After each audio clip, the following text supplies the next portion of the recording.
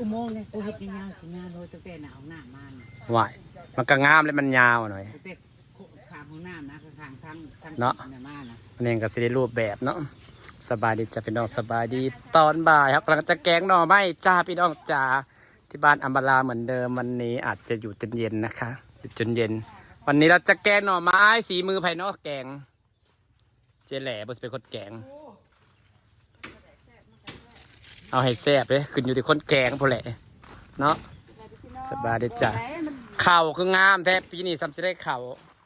โอ้ยอย่าเพิ่มว่าวนะอีลีคำมันงามปันนี่เนาะมันออกควงเห็นคักมันงามเสมอพร้อมบริงามที่ฮะตัดปะตัดใบมันออกเอามาล่าลงไปฮุบอ่ะฮะมันงามอย่างนี้เนาะตายจะลงไปฮุบเอาใบใช่เขาอันนาหายนะคัตนาหัวกินแล้วมันแค้นเนาะหัวแล้วตัดแต่เช้าผมลงไปเอาจักเสื้อเนาะหัวมันกินแล้วมันแค้นแกมันกินจักเสื้อก่อนแม่มันแค้นเมื่อละแค้นกินอะไรก็แค้นกินกระยะให้มันเตะซะตุ้ยมาเดินมาหาไอ้วงมาเลยตุ้ยตุ้ยไอ้วงมาเลยบริส่งไอ้ตุ้ยข้าดำนานี่แน่ตุ้ยข้าดำนาแมลงนะอาจจะมาแน่นอนแกงหน่อไม้คกใหญ่อีกแล้วตำคกใหญ่เถอะตำยังถามพี่ใช่ยันนะเดี๋ยวเห็ดปวกหน่อยนึงดอกกระเจียวนะเอาอีกไม่เคยค่ะมันมีป่ะเห็ดกับดอกกระเจียวไปว่าเอามากินกับก็ได้หากเขาไปย่างมันก็ไม่เห็นดอกกระเจียวผู้ใดของมันนะผู้เจอผู้เจียวซอลอยสิเป็นหลักดอกกระเจียวซอลอยเก็บบ่เห็นลายกระดอกเถามันนะเถาโอ้ยเลยบ่มีเก็บเนาะกระดอกน้อยเพราะว่าเขาเจ้ามะพร้าวแม่นี่บอกเราดอกกระเจียวเรากินกระเทียมบ่กินบ่เผากินสดโซดแต่มันพอกินเลยมันบ่คือดอกกระเจียวอ่อนป่าเขาได้มันบ่คิวจะพักอันนั้นบ่มีเพราะมันจะจางเด้มันคนพักแถวพื้นว้านี่กูก็ลอกกินไปแล้วพักแถวพื้นพักหนามบ่พักแถวพื้นอยู่นะหันลอกกินแก่ใดพักกระดาวบ่ปันใดค่อยนะพักที่อื่นหมักเฟิดกินแต่พักกระดาวอะไรวันนี้เจแล่จะแกงหน่อไม้ให้กินจ้าจะตำคกใหญ่ค่ะจะกินซีมันกันเหรอใครจะแกงปลีเหรอนี่ตำคกใหญ่คกใหญ่คกน้อยคกง่ายก็เบิ่งเอาแหละสิเสียบปวดแสบก็เบิ่งคกเอาด้วยจ้าเสียบแทนเนี่ยนอนคกพี่นายพออีเมฆคกอันเป็นหลักนักกระดาษเป็นหลักมักพริกเฮ้ยสวนตะปลูกไว้เพราะเอามาลายๆมันเป็นพริกกันเอามาเห็ดเอ็นลูกโดดนี่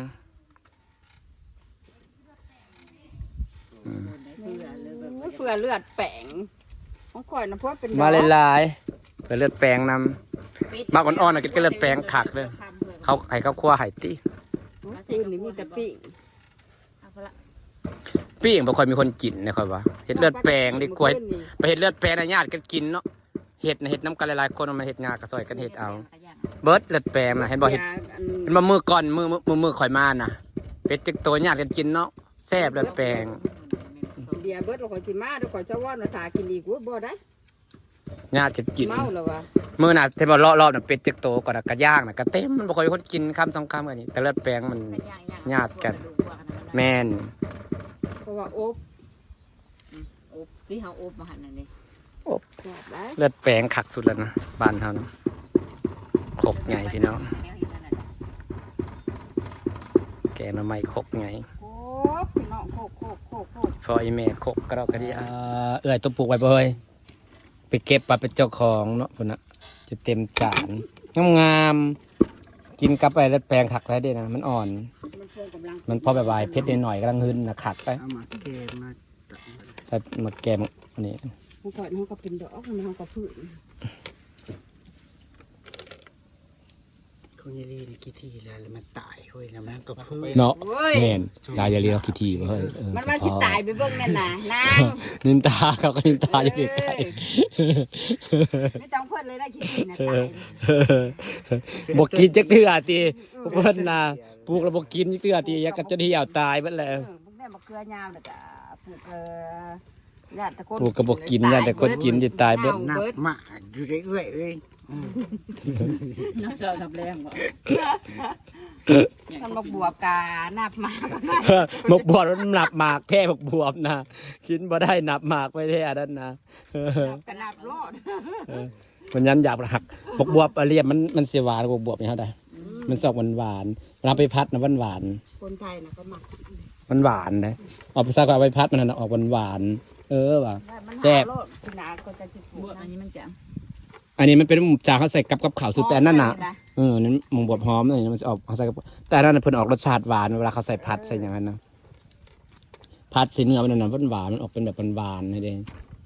นัว พอแล้วมันสิกินได้พวก โบเพชรโบเฮ้ยอย่าหาว่ามันโบเพชรสับโบเพชร ใช่ กิน ใช่ตามอายุอุ๊ย แต่มันอยู่อำมาลาบ่พอ เวลาจะไปเห็ดปู กูสี่ สิโบเพชรโบเฮ้ย กู41กูต้องใช้42อายุกูต้องเพิ่มขึ้น ขนาด10ผมบ่ใส่คน50ผมบ่ ปีกเราเห็นว่า หาหยามาไว้เลย กูต้องอยู่อีก200 ปี อยู่อีก200 มันลูกให้มันเลยนั่นน่ะ จะว่าต้นเนี่ยเป็นตัวผู้แต่ต้นน่ะเป็นตัวผู้มันบ่ตอนเฮ้ยตัวมันได้เป็นน่ะตัดยอดมันอ่อนมันขึ้นใหม่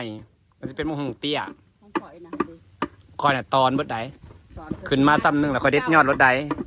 เด็ดยอดมันเป็นขอขึ้นมาใหม่มันจะเป็นตัวแม่เบิดแล้วก็สีเตี้ย คือเป็นดกเนาะของจัง คอยหดจุลินทรีย์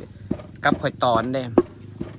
จะโหด คันมันขึ้นได้ประมาณหัวเข่าแล้วตอนโลดตัดยอดออกให้มันขึ้นเป็นยอดใหม่มาให้ยอดใหม่มันขึ้นมาแล้วมันจะเป็นตัวแม่แล้วก็หมากมันก็สีเตี้ยแล้วก็หมากมันก็สีดก ได้มีแต่ตัวผู้ ตอนก่อน นี่เด้อเนี่ยเป็นตัวแม่ก็สามต้น ลืมบอกให้นั่งตอนให้บ่ต้องอันนี้บ่ต้องเสียบมันตัดให้มันขึ้นมาใหม่เลยให้มันเป็นตัวผู้ เป็นตัวผู้ อืมต้องตอนตั้งแต่ตอนมันได้เป็นดอก เออ ตัวได้ต้นพวกน้อยๆเนี่ยตอนรุ่น สิเป็นตัวผู้ตัวแม่แล้ว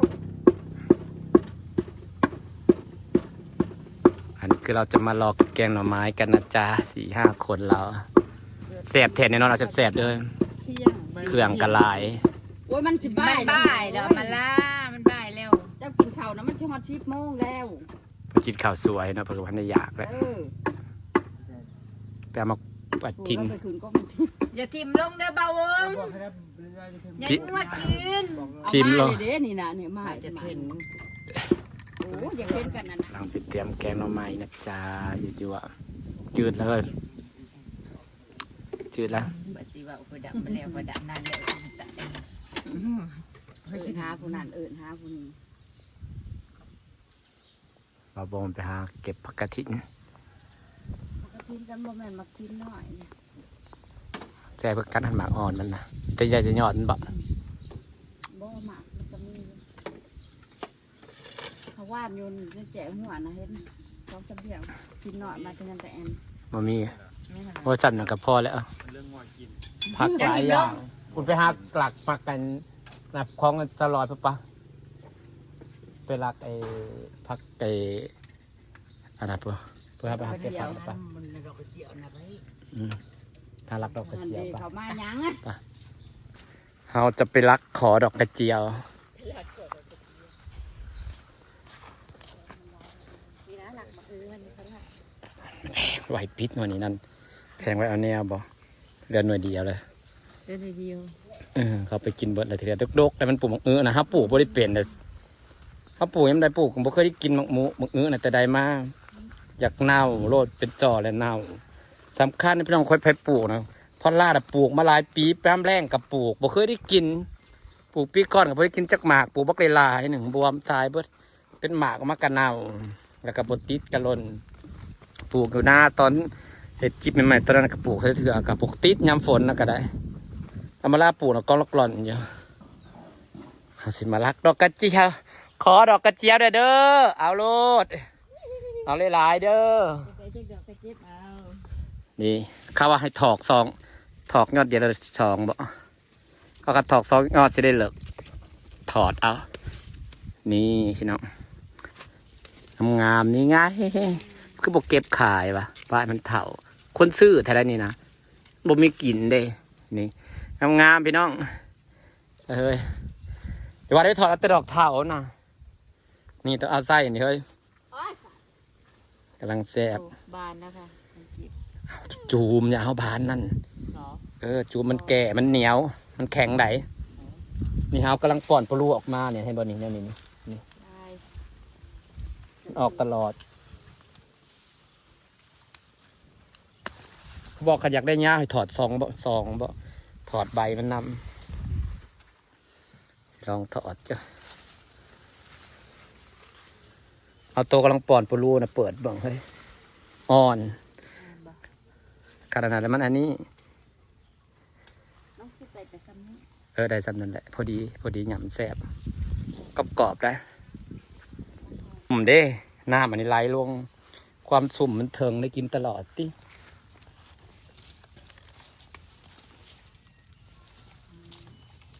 มันอ่อนพี่น้องมันเนี่ยงามไปเลยไปเอาแต่ยังน้อยนะเอากาบมันนี่แหละไปเห็ด เล็บเนาะเล็บสีนั่นสีนี่แล้ว มีสีเล็บ อยากได้เล็บงาม มีเงินสีเล็บโอ้ค่ะ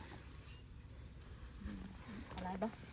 พอกินไปเลยเนาะอะไรก่อนกระเทินได้เก็บแล้วก็เก็บรดน้ำมันอันนี้ กระเทินหลัก เหลือข่อยซ้ำเมื่อกินดอก กระเทินหลักแล้วละลาย เมื่อก่อนมันก็ให้ข่อยมาเก็บเอาอยู่ข่อยว่าบ่ได้มาเก็บ ต้องเอาซองใบแบบนี้มันจะขึ้นยาวเขาว่า เขาบอกวิธีถอดจะได้หลักดอกกระเจียวเนาะบอกข้าเจ้าของก็พร้อมได้ถ่ายคลิปไอ้เจ้าของเขาเบิ่งพร้อม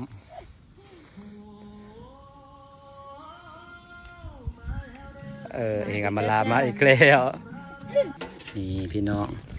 ขักเลยดอกกระเจียวพี่น้องมองในความอ่อนมันนะน่านักกัดกินเนี่ยขักเลย